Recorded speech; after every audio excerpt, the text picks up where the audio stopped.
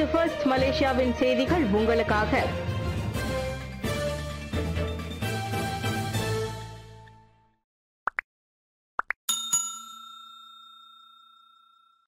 கலை இழந்தது ஜாலான் தெங்கு கிளானா.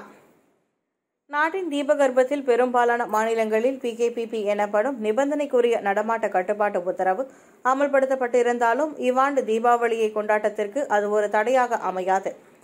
நிர்ணயிக்கப்பட்ட செயல்பாட்டு தர விதிமுறையான SOPயை பின்பற்றி புதிய இயல்பில் மிதமான அளவில் தீப திருநாளை கொண்டாடுவதற்கு தேவையான முன்னேற்பாடுகளை நாம் அனைவரும் செய்து வருகின்றோம். சிலாங்கூர் கிளானில் அமைந்திருக்கும் லிட்டில் இந்தியாவான ஜாலான் தெங்கு கிளானாவில் முந்தைய ஆண்டுகளைப் போல் அல்லாமல் அதிகமான மக்கள் நடமாட்டம் இன்றி கடைகள் கலையிழந்து சாதாரண நாட்களைப் போல காட்சியளிப்பதை மேற்கொண்ட கண்ணோட்டத்தில் தெரிய வந்துள்ளது. PKPP அமல்படுத்தப்பட்டாலும் இவ்வாண்டு தீபாவளி பண்டிகையை குடும்பத்தினருடன் மிதமான அளவில் கொண்டாடி மகிழ வேண்டும் எனும் நோக்கத்தில் பொருட்களை வாங்குவதற்கு வந்ததாகவும் சிலர் தங்களின் கருத்துக்களை தெரிவித்துள்ளனர். ஆனால் COVID-19 பெரும் தொற்றினால் அதிக அளவிலான மக்கள் தீபாவளி கொண்டாட்டத்திற்கு தேவையான பொருட்களை வாங்கும் வழக்கத்திற்கு மாறாக தற்பொழுது ஒரு குடும்பத்தில் இருவர் மட்டுமே கடைக்கு சென்று வாங்கும் நிலைமை ஏற்பட்டிருக்கிறது.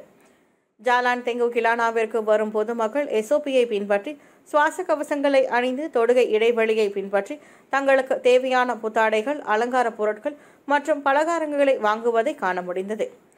இவ்வாண்டு தீபாவளி கொண்டாட்ட வழக்கத்திற்கு மாறாக சற்று வித்தியாசமானதாக இருந்தாலும் அனைவரது பாதுகாப்பு கருதி அரசாங்கம் விதித்திருக்கும் SOPகளை பின்பற்றி மகிழ்வுடன் கொண்டாட வேண்டும் என்றும் அவர்கள் கேட்டுக்கொண்டனர். மலேசிய இந்தியர் வரைவு திட்டத்தை தொடர வேண்டும், அரசாங்கத்தை வலியுறுத்தினார் நஜீப்.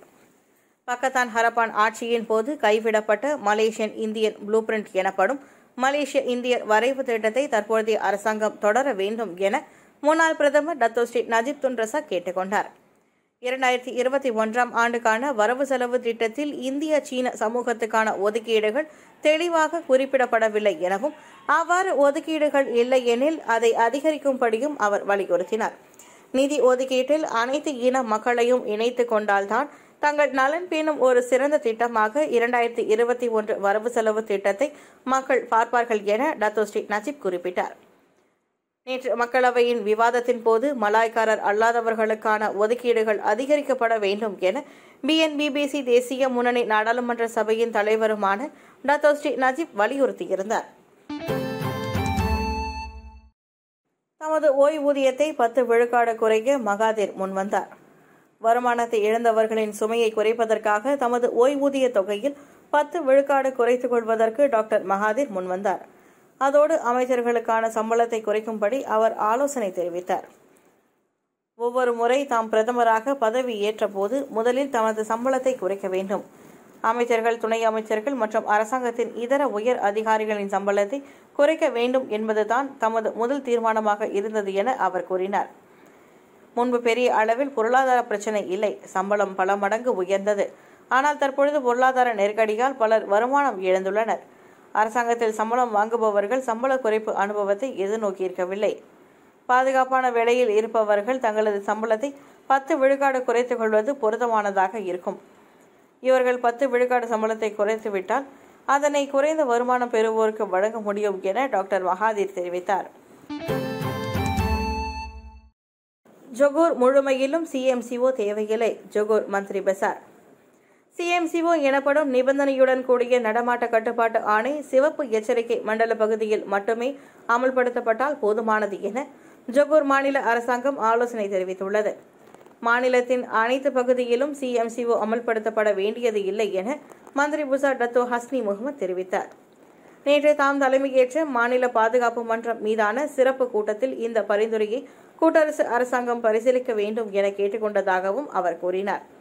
CMCO அமலாக்கம் மக்களின் தினசரி இயல்பு வாழ்க்கையையும் பொருளாதார துறைகளையும் பாதிக்காமல் இருப்பதற்கு இது மிகவும் முக்கியம் என அவர் சுட்டிக்காட்டினார்.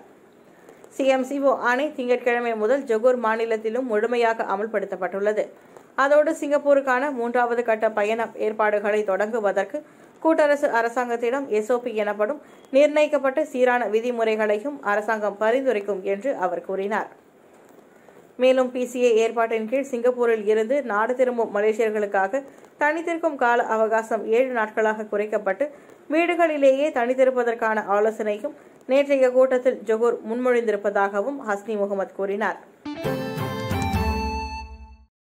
சீன பள்ளிகளில் அதிகமான மலாய் இந்திய மாணவர்கள். கல்வி அமைச்சர் தகவல். இவ்வாண்டு அதிகமான மலாய் மற்றும் இந்திய சமூக மாணவர்கள் சீன பள்ளிகளில் தங்களது கல்வியை தொடங்கியதாக கல்வி அமைச்சர் ரஷீத் ஜிடின் கூறினார்.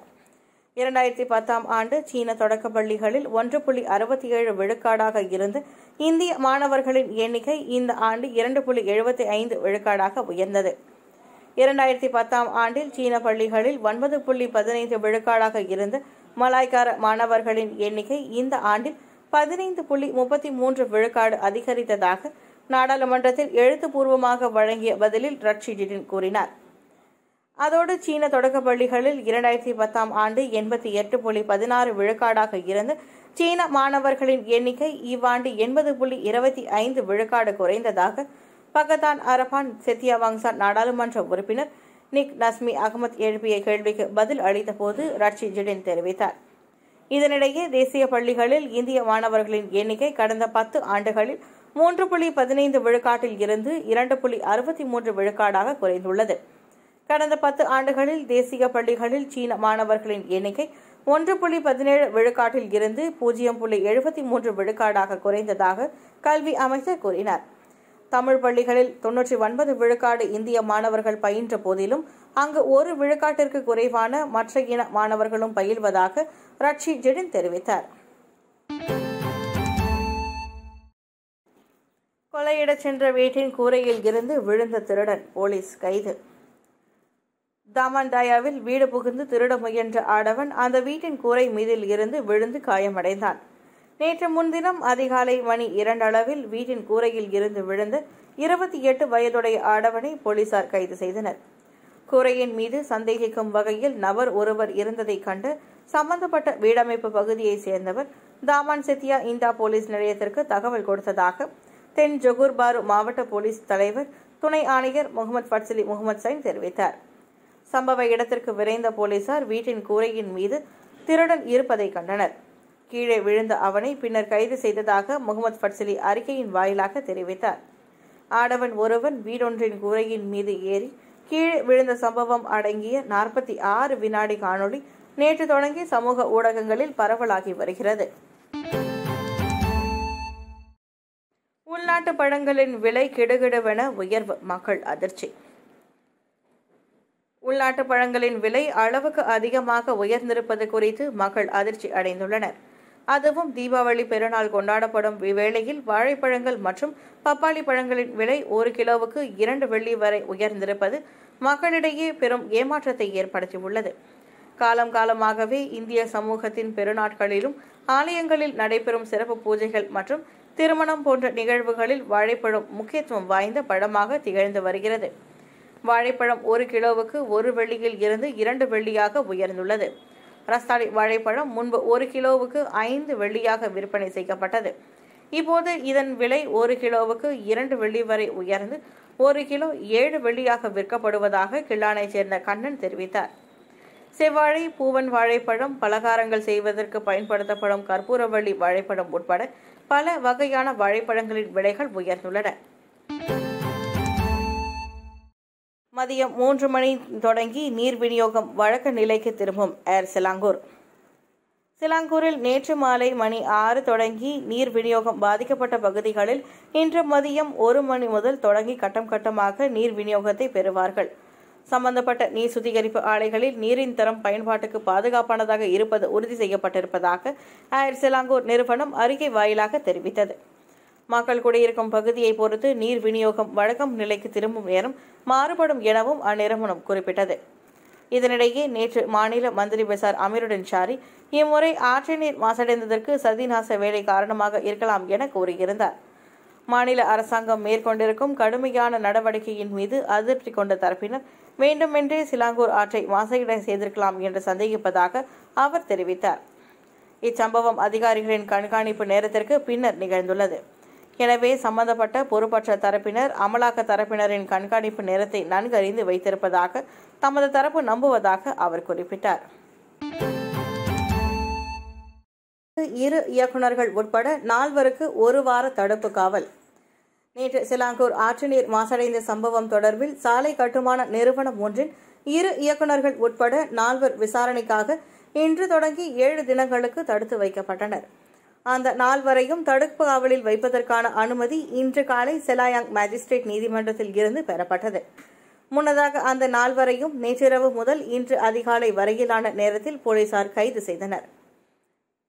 சிலாங்கூரில் கும்பாக், டமான்சாரா, கிலானா ஜெயா ஆகிய பகுதிகளில் அவர்கள் கைதாகியதாக சிலாங்கூர் குற்றப்புலனாய்வு துறையின் தலைவர் டத்தோ ஃபாட்சில் அகமது கூறியிருந்தார். கைதானவர்களில் 40 இருந்து 43 வயதுக்குட்பட்ட 3 உள்நாட்டவர்களுடன் 33 வயது மதிக்கத்தக்க வங்காளதேச ஆடவனும் அடங்குவான். இவ்வேளையில் கைதான 3 உள்நாட்டவர்களில் ஒருவர் பெண் ஆவார். அவர் ரவாங்கில் தளம் ஒன்றை வாடகைக்கு எடுத்துள்ளார். அந்த தளத்தில் ரசாயன பொருட்கள் வைக்கப்பட்டிருந்தது கண்டுபிடிக்கப்பட்டது.